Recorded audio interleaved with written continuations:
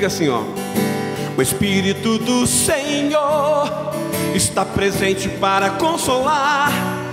É Deus com a gente, exalando vida e forças para caminhar. O Espírito do Senhor está presente para consolar. É Deus com a gente, exalando vida e forças para caminhar. E Ele nos ungiu para pregar libertação e quebrar cadeias, para restaurar os corações e anunciar o ano aceitável do Senhor. Diga, coral: a fim de que se chamem, a fim de que se chamem carvalhos de justiça. Oh, oh, oh. Na, na, na, na. Na, na, na, na. Na, na, na, na, na, na. O Espírito do Senhor está presente para consolar. É Deus com a gente, exalando vida e forças para caminhar. O Espírito do Senhor está presente para consolar. É Deus com a gente, exalando vida e forças para caminhar. E Ele nos ungiu para pregar libertação e quebrar cadeias, para restaurar os corações e anunciar o ano aceitável do Senhor,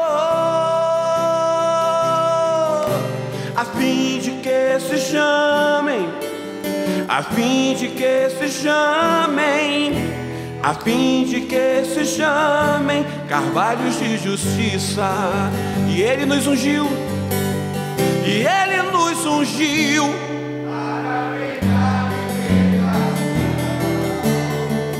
e quebrar cadeias, para restaurar os corações e anunciar o ano aceitável do Senhor, a fim de que se chamem, a fim de que se chamem, a fim de que se chamem carvalhos de justiça.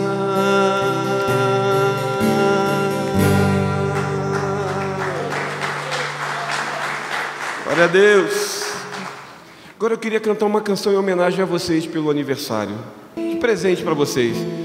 E essa canção ela é muito especial porque teve um dia desse que eu encontrei um jornalista fazendo uma entrevista para um lançamento da Sony Music.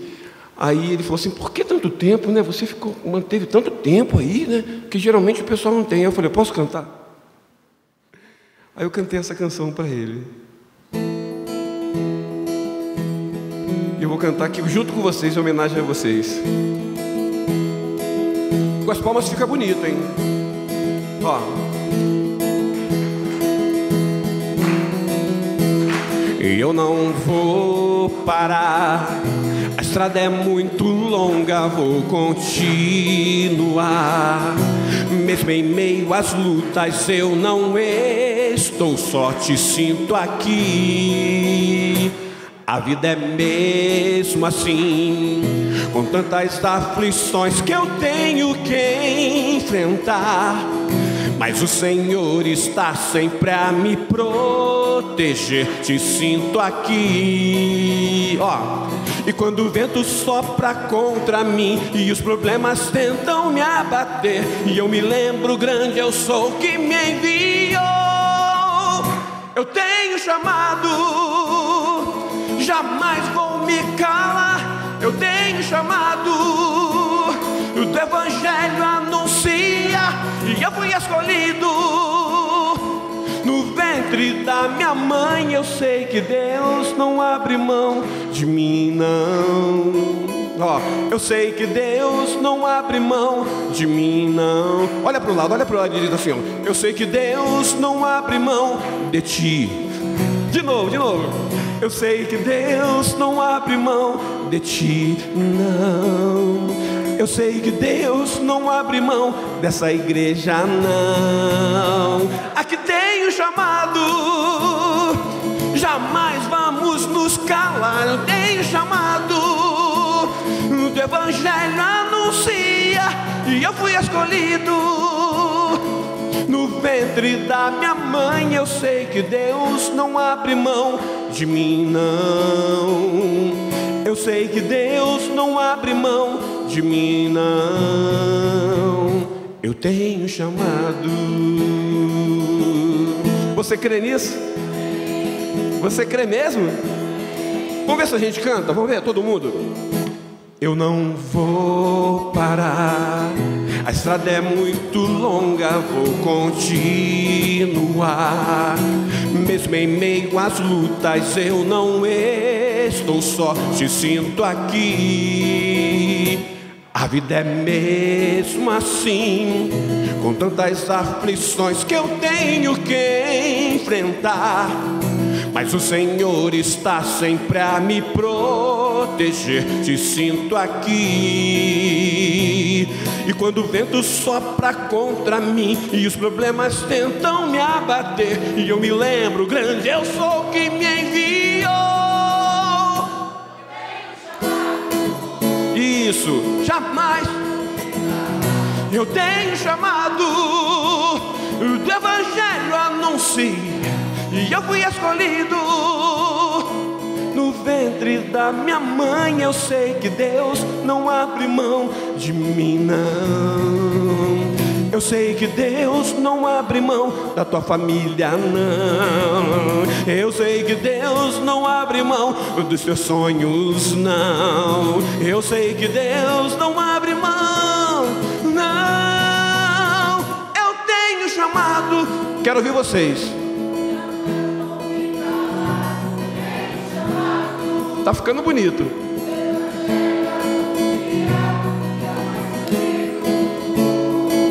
No ventre da minha mãe eu sei que Deus não abre mão de mim, não. Eu sei que Deus não abre mão de mim, não. Eu tenho chamado.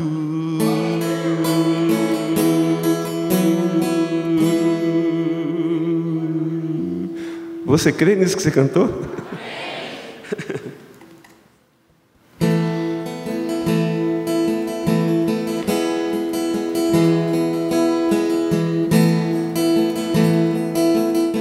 Sonda-me, Senhor, e me conheces, e quebranta o meu coração.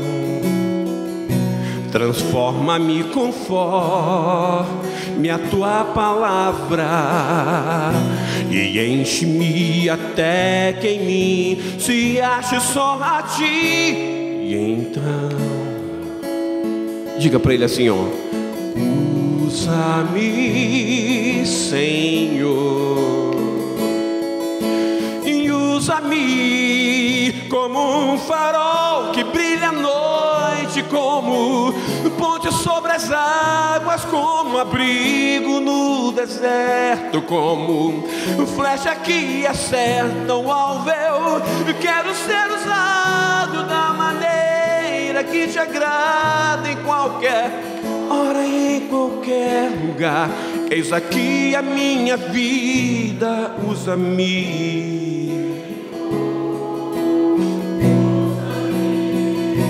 Tá aí uma boa canção para a gente começar a cantar nessa semana.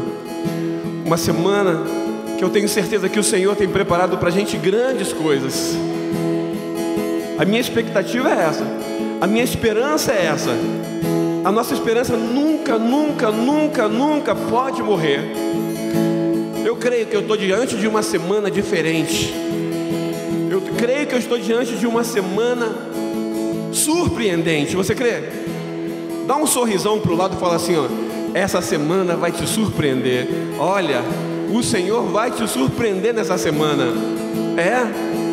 Não temos que ter medo de dizer isso não, porque é o Senhor que dá essa liberdade para a gente crer num tempo diferente. Coral.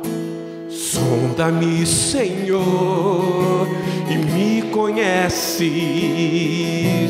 quebranta o meu coração. Diga para Ele: transforma-me conforme a tua palavra, e enche-me até que em mim se ache só a ti. E então usa-me, Senhor, usa-me como um farol que brilha à noite, como o ponte sobre as águas, como um abrigo no deserto, como flecha que acerta o alvo. Eu quero ser usado da maneira que te agrada, em qualquer hora e em qualquer lugar. Eis aqui a minha vida, usa-me, Senhor, usa-me, sonda-me, quebranta-me, transforma-me e enche-me e usa-me, sonda-me, quebranta-me, transforma-me e enche-me e usa-me como um farol que brilha à noite, como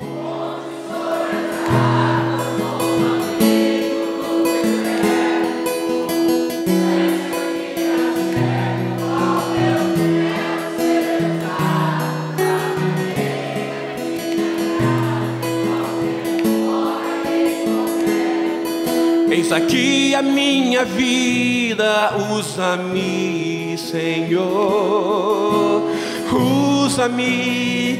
Diga, coral, sonda,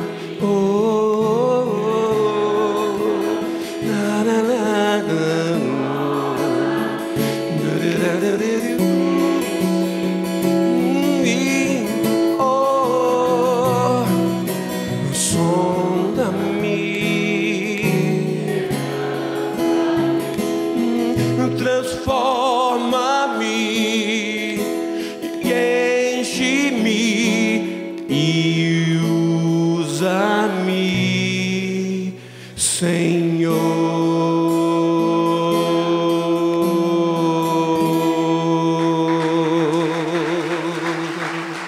A paz do Senhor, amém?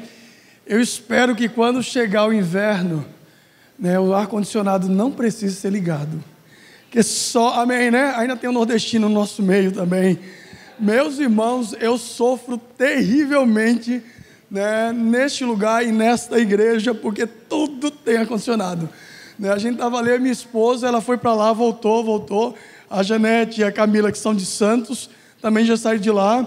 E aí eu vou tomar água, a água também está um gelo. Então daqui a pouco eu vou estar achando que eu sou um pinguim, porque eu estou com muito frio, mas graças a Deus, porque vocês não sentem frio. O problema é meu, o problema cultural meu, não de vocês. Se vocês estão bem, feliz da vida, Quem tem que mudar sou eu. Daqui a pouco eu vou começar a vir de cachecol, mesmo estando no verão. Mas vamos que vamos. Abram a sua Bíblia em Mateus, capítulo 6, e vamos ler os versos 5 e 6. Mateus capítulo 6, versos 5 e 6, que diz: e quando orardes, não sereis como os hipócritas, porque gostam de orar em pé nas sinagogas e nos cantos das praças, para serem vistos dos homens. Em verdade vos digo que eles já receberam a recompensa. Tu, porém, quando orares, entra no teu quarto, e fechando a porta, orarás a teu Pai, que está em secreto, e teu Pai que vê em secreto te recompensará.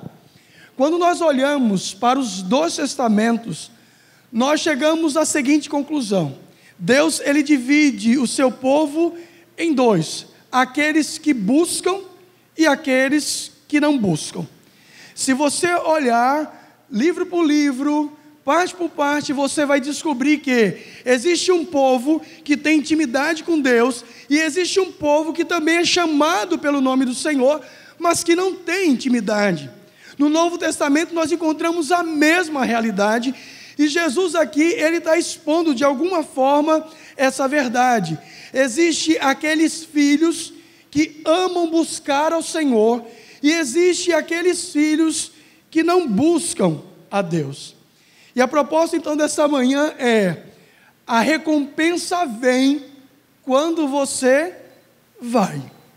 A recompensa de Deus nem sempre é dada a todo mundo. Na verdade, se você estudar um pouquinho a Bíblia, se você começar ou já participou de escola dominical, você vai ver que algumas bênçãos divinas são bênçãos condicionais. Deus abençoou alguns personagens enquanto iam, enquanto buscavam, enquanto oravam a Deus. E assim é a regra. A recompensa vem quando você vai. Mas vai e faz o quê? E aqui Jesus, nesses 12 versículos, nos ensina muitas coisas. E a primeira verdade é que a recompensa vem quando se tem um lugar secreto. Ou a recompensa vem quando você tem prioridades. É interessante que o texto ele vai nos ensinando, e a parte Jesus diz: e quando você orar? E eu preciso entender isso. Jesus, ele não está pedindo exclusividade nesse momento.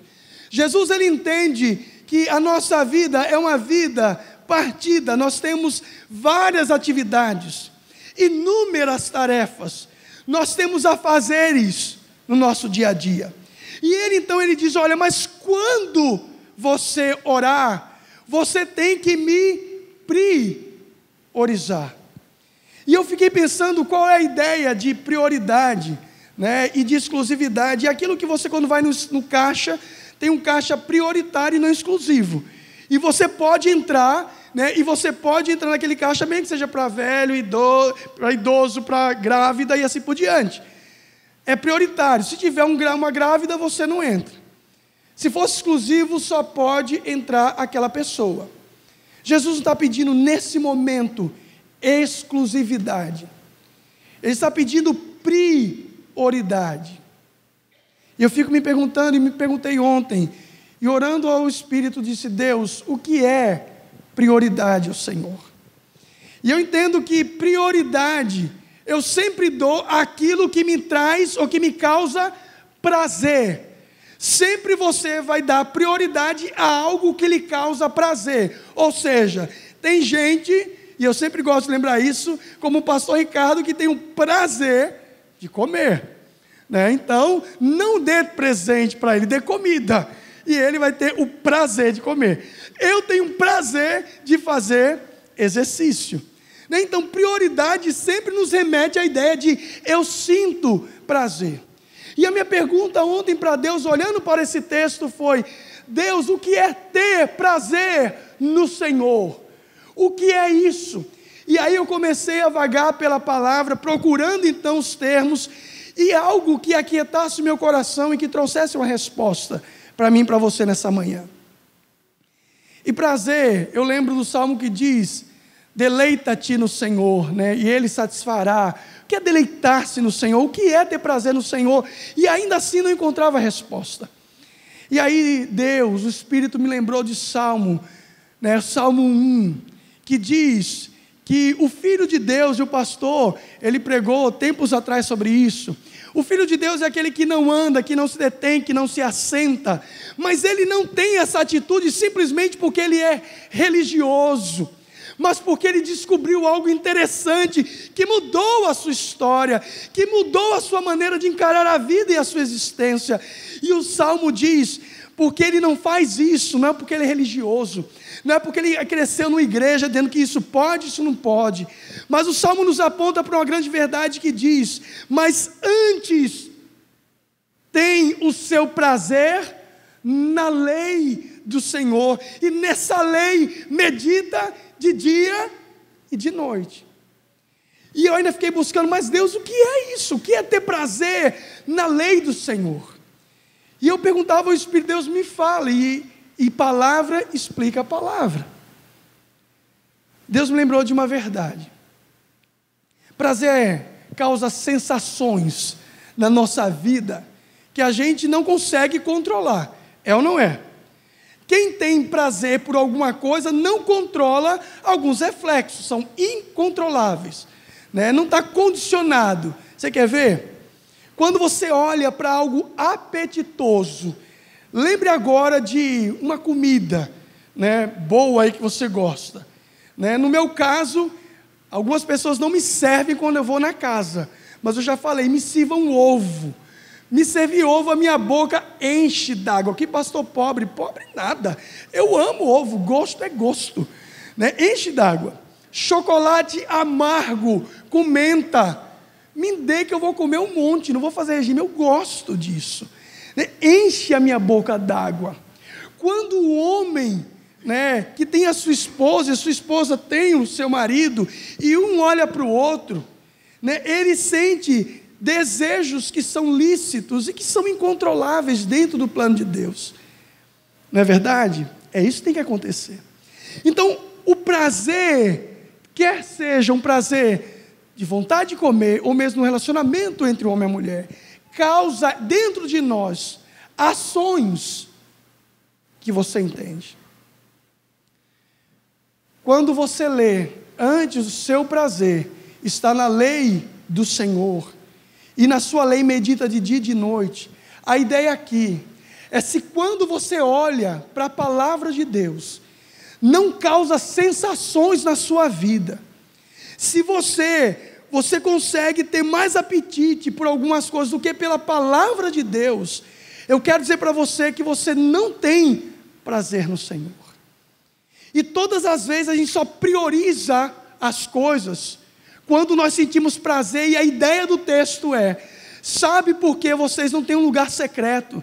Sabe por que vocês não priorizam? Porque até quando vocês oram, no único momento que eu estou esperando ser prioridade, vocês não têm sensação nenhuma pela minha pessoa e pela minha presença.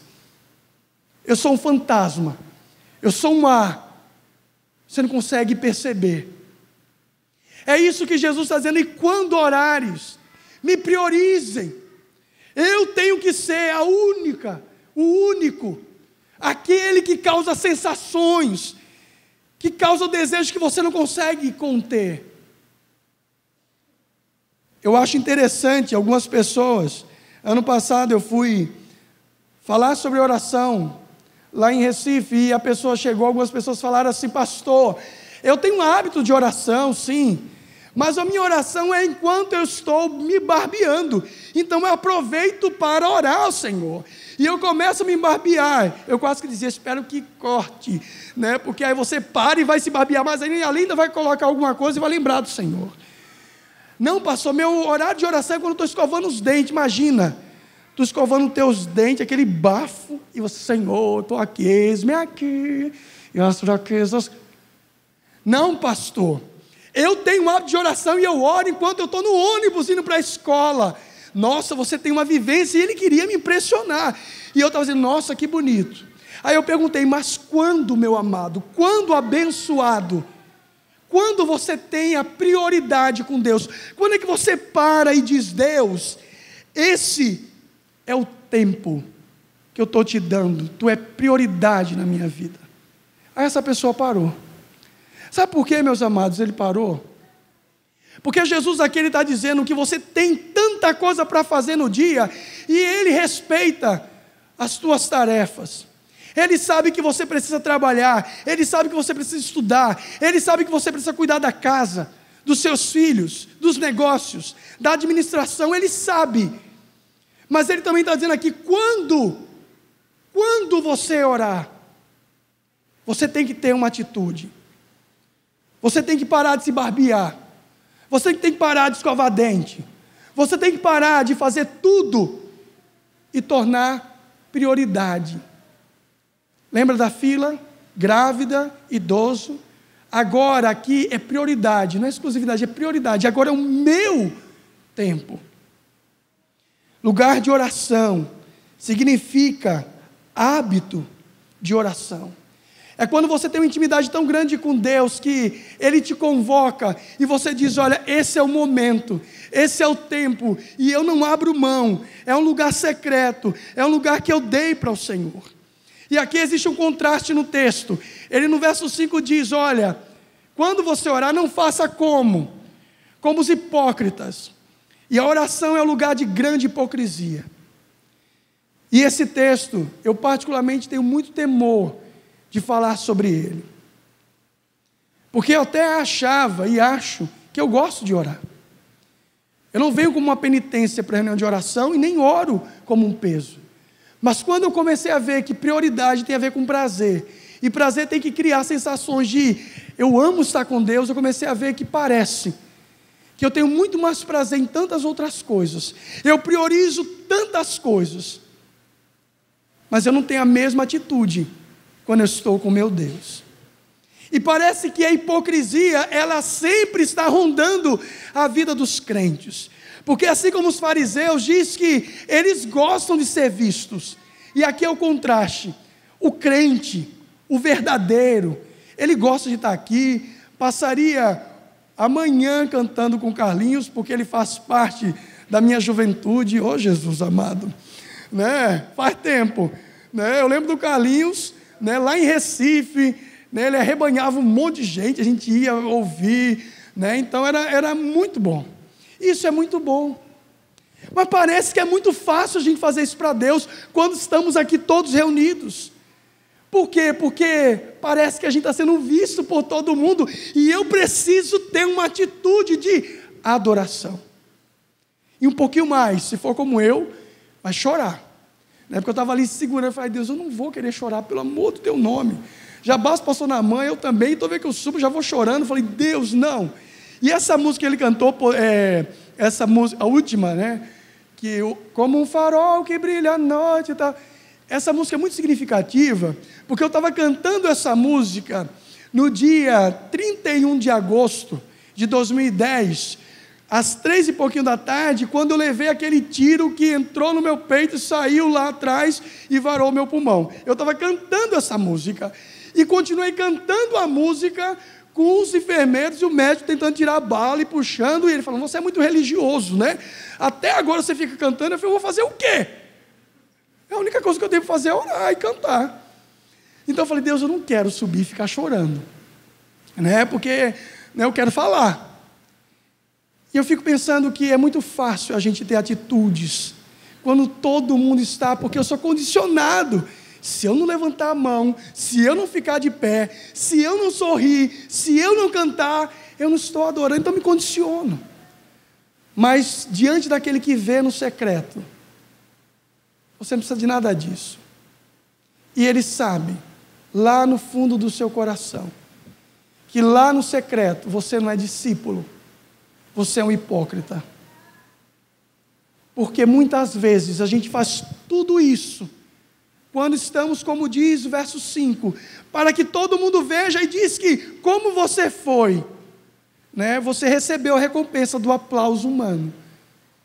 Mas aqueles que vão até Deus, recebem a recompensa, porque se preocupa com a prioridade. A minha prioridade é o Senhor.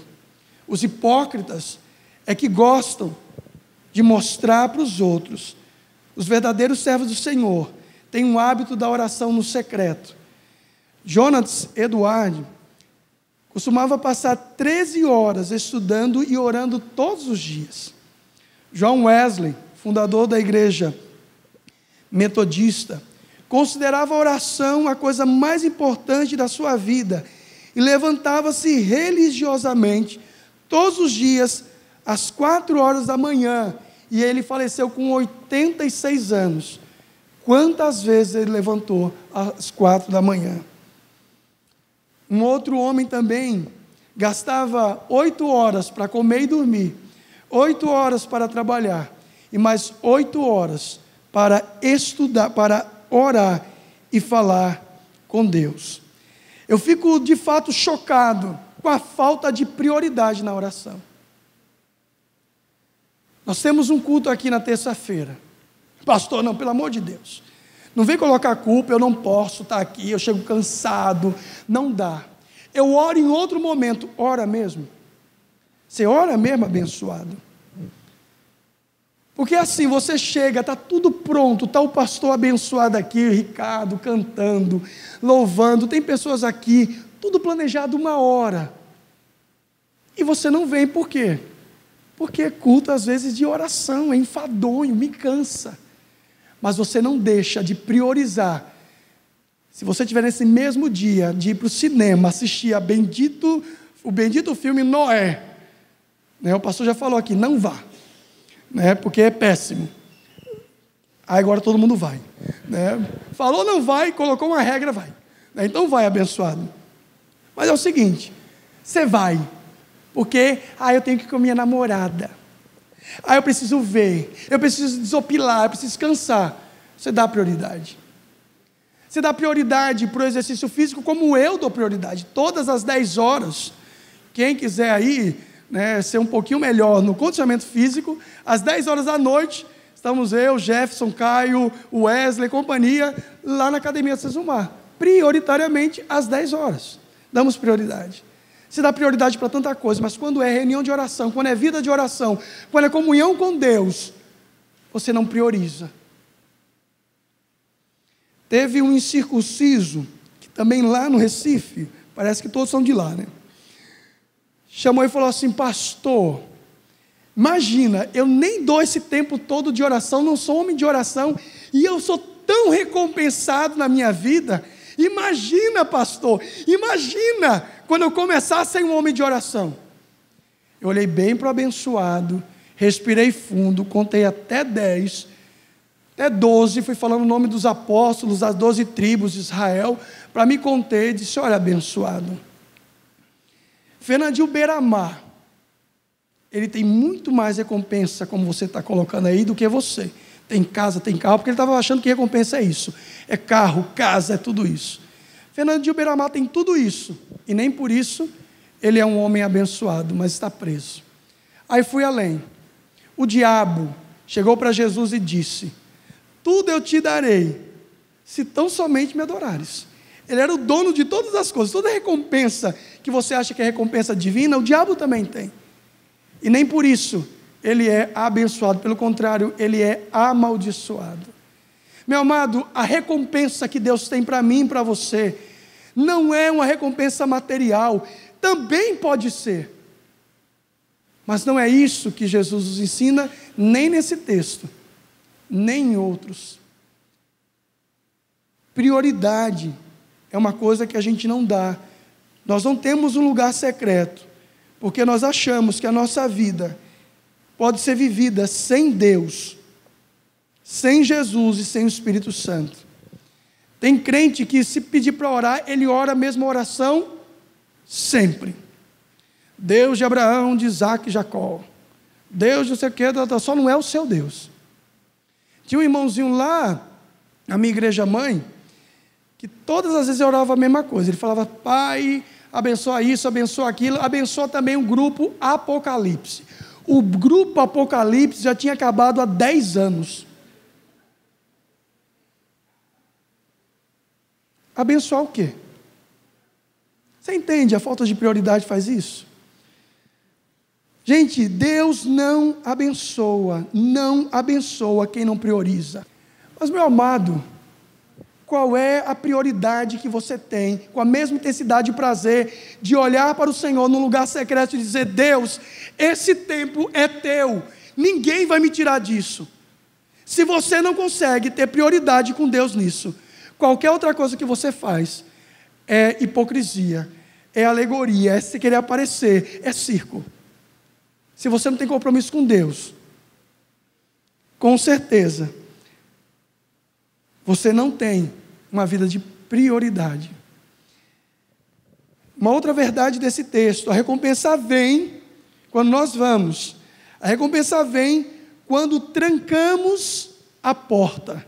E aí nós temos outra palavra que é privacidade. Todo mundo entende o que é privacidade, né? Quando você vai ao banheiro, você quer algo privativo. Quando você se casa, você quer ter uma vida privada, você e sua esposa. E aqui a ideia de trancar a porta é muito interessante. Por quê? Porque quando eu tranco a porta que eu quero falar com alguém, é porque a coisa é séria, é ou não é?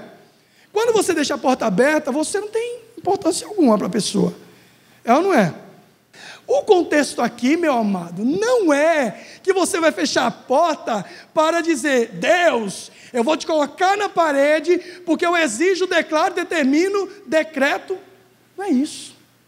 Você fecha a porta porque você entende que é algo privativo com Deus. Você tem agora, Ele diz que Ele vê. Sabe o que é que você tem diante de você, meu amado? São os olhos de Deus. A atenção divina é toda para você. E aí o que é que você faz com essa atenção que é sua? Você não tranca, não fecha a porta da mente, dos olhos e do seu coração. Você deixa que a sua mente viaje por todos os caminhos. E você deixa que tudo entre, menos a presença de Deus. Você se esquece que tem um Deus que está ali presente e Ele vê, está comprometido em te abençoar e quer te recompensar, e você deixa a porta aberta. É a pior coisa. Você já falou com alguém que tem olho de vidro? É a pior coisa. Você está falando e a pessoa está assim. Você vê que ela não estava prestando atenção em você, mas ela está olhando para você. E você fica assim: então, né? Eu queria... Aí a pessoa volta e sai: graças a Deus, eu não sou tão chato. Você já conversou também com alguém que está com sono? Você vai falar e sempre está travando os dentes, né? Ou então está assim. Muitas vezes, é isso que você faz com Deus. Ele está te dando toda a atenção do mundo. É algo privativo, a presença dele e sua. Ninguém mais pode entrar. Mas você não tranca, você leva o bendito celular para esse lugar de oração.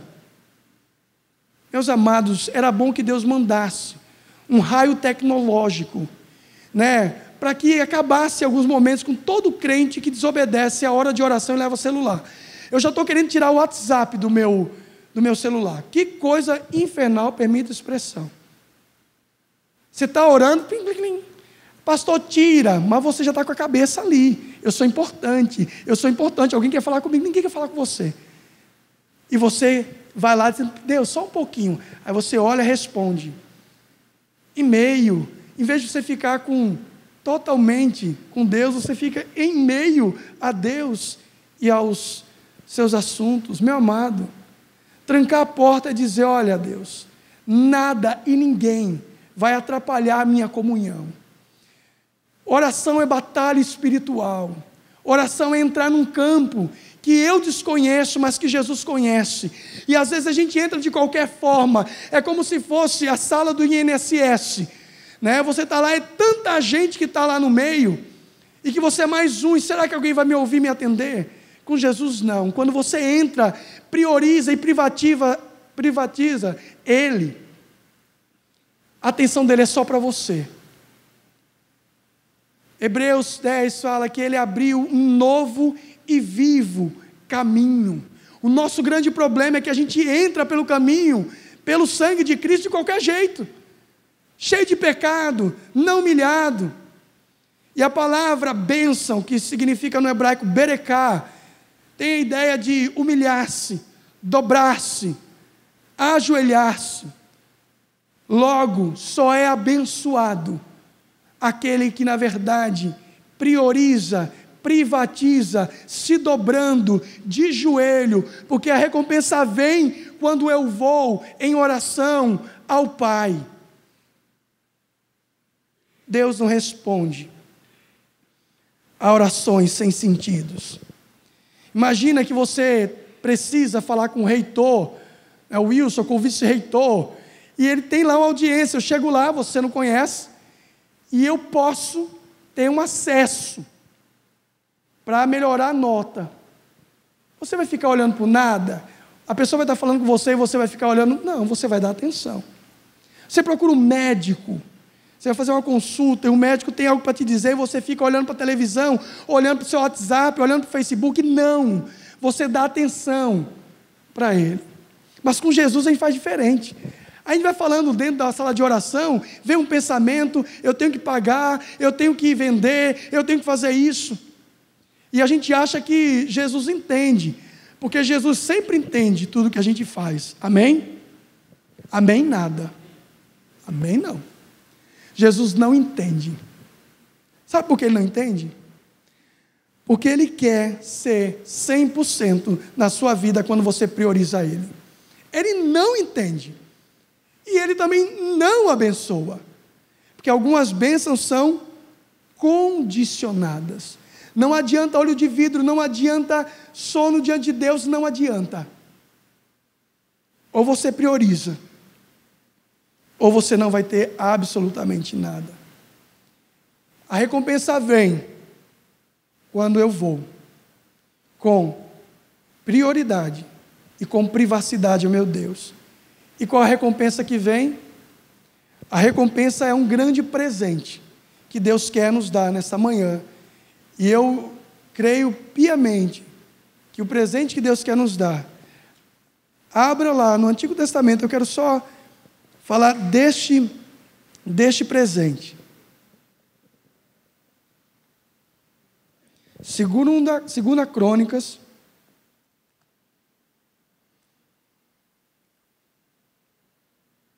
capítulo 22, verso 9. Eu poderia falar sobre vários presentes, mas eu só queria trazer o que é mais importante. 2 Crônicas 22, 9. Depois mandou procurar Acasias e, chamando-o em Samaria, onde se havia escondido, o trouxeram a Jeú e o mataram. Seus próprios servos o sepultaram, porque diziam: é filho de Josafá, que buscou ao Senhor de todo o coração, e ninguém houve na casa de Acasias que pudesse reinar. Qual é o presente? Qual é a recompensa que Deus pode nos dar? É um carro? É uma casa? É algo dessa natureza material? Será que é isso? Eu acredito que é um pouco mais. A recompensa que Deus quer nos dar é ordem na nossa vida, é ordem na nossa casa, é ordem nos nossos negócios. Diz que Josafá buscou o Senhor de todo o seu coração, e porque buscou a Deus, desfrutou de 35 anos de ordem no seu reinado. E porque Acasias não buscou o Senhor, ele perdeu a recompensa da ordem, da estabilidade, da presença de Deus. A recompensa vem quando eu vou com prioridade e com privacidade diante do meu Deus. E aí ele sim move céus e terras e traz a recompensa da sua presença como um presente, colocando ordem na minha vida, colocando paz nas minhas guerras. O que Deus quer é colocar ordem dentro do teu relacionamento conjugal, é colocar ordem dentro do teu relacionamento com os teus filhos, é colocar ordem dentro da tua existência, aqui na igreja e lá fora. A recompensa vem quando eu vou. E a Bíblia fala que não seja, tu porém, quando orares, entra no teu quarto, tenha prioridade, e fechando a porta, você vai privatizar só o Senhor. Orarás, não é gastar tempo, não é perder tempo, é para orar. E aí o que é que vai acontecer? E teu pai, que está em secreto, vai ver, homem algum vai ver, e ele vai te recompensar, te dando ordem na tua vida e sobre a vida dos teus. Vamos orar?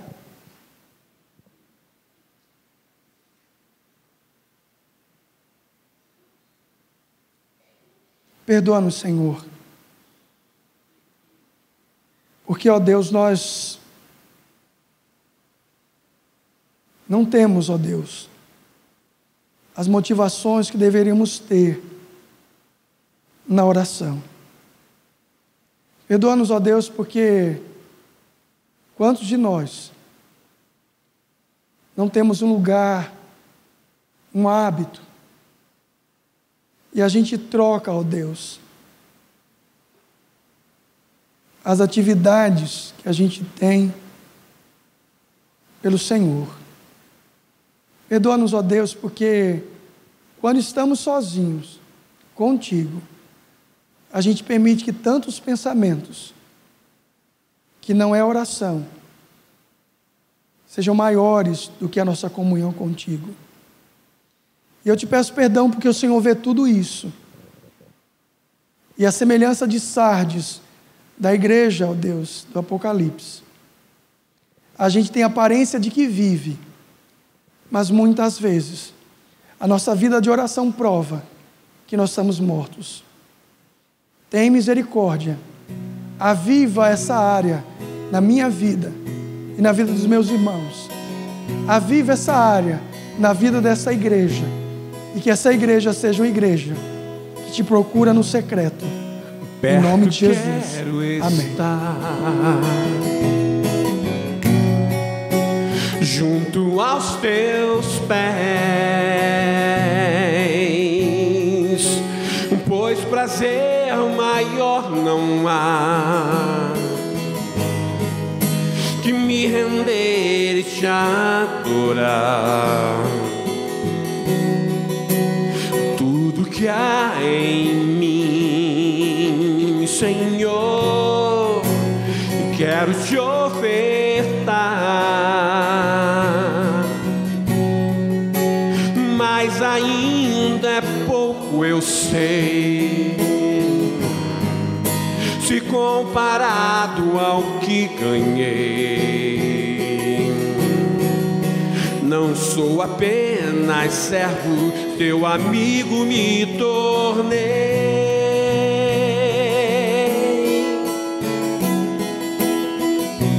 Te louvarei, não importam as circunstâncias, adorarei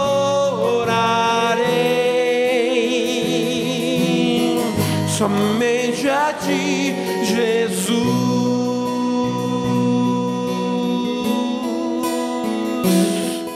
As irmãs, perto quero estar.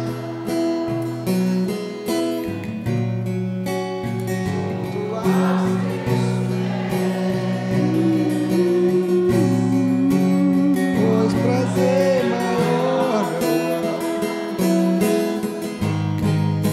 que me render e te amar. O coral dos homens. Que há em mim, Senhor, quero te ofertar, mas ainda é pouco, eu sei, se comparado ao que ganhei. Todo mundo numa só voz, diga: não sou apenas servo, teu amigo me tornei.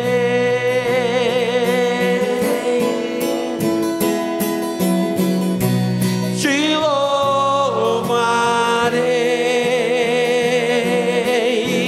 não me importam as circunstâncias, adorarei.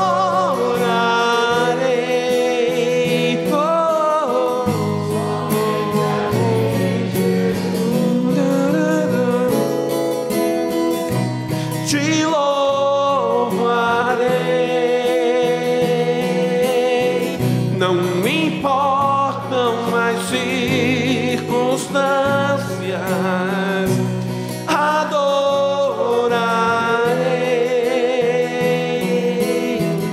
somente a ti, Jesus.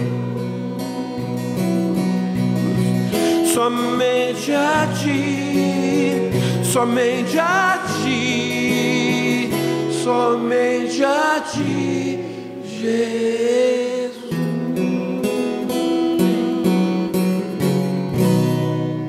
Senhor, te damos graças pelo privilégio que o Senhor nos deu de nos reencontrarmos como irmãos e irmãs, de podermos vir a este lugar, a esse espaço, podermos nos ver, conversar um pouco um com o outro, mas principalmente, Senhor, pelo privilégio que a gente teve nesta manhã de podermos louvar o Teu nome, com os nossos irmãos e irmãs e com gente tão preciosa como é o nosso irmão Carlinhos Félix. Muito obrigado por ele ter vindo, por ele estar aqui conosco.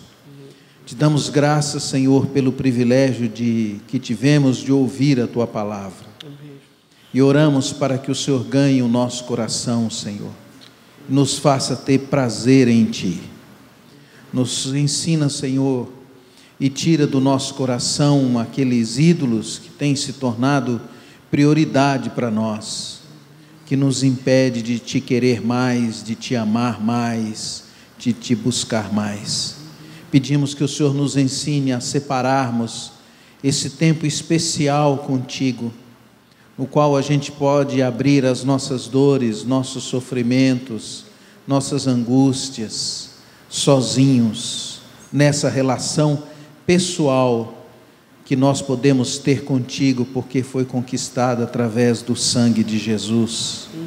Nos ajuda, Senhor, a sermos gente que Te busca, que Te quer, que tem prazer nas Tuas coisas e naquilo que o Senhor é para nós. Muito obrigado pela palavra que ouvimos, pela vida do nosso irmão Ed, abençoa a vida dele. Pai, abençoa-nos a todos, nos dá um coração amoroso para contigo e para com aqueles com quem nós convivemos. Pedimos a Tua bênção sobre a nossa vida, no nome de Jesus. E agora, que a graça do nosso Senhor Jesus Cristo, o amor de Deus Pai, a comunhão do Espírito Santo de Deus, nos encha de alegria, de paz, de conforto, no nome de Jesus. Amém e amém.